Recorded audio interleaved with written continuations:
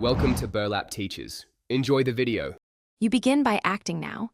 Check each garment label in separate colors and wait so one heavy sweater won't felt a delicate scarf. Once sorted, fill a basin with lukewarm water, about 30 degrees to 35 degrees, and add a small amount of wool detergent. Avoid regular detergent. You gently submerge items and press water through fibers. Do not rub. This initial soak relaxes dirt without agitating scales, which prevents shrinking and felting. Once soaked for 5 to 10 minutes, you work methodically.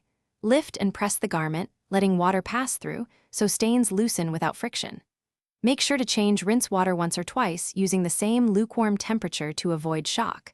A final rinse with 1 tablespoon of white vinegar helps set fibers and remove residue. After rinsing, lay the wool flat on a towel and roll to press out excess water. Never twist or wring, because that distorts shape and causes pilling. You complete the process by reshaping damp garments while they are still pliable. Align seams and gently pat to true the silhouette.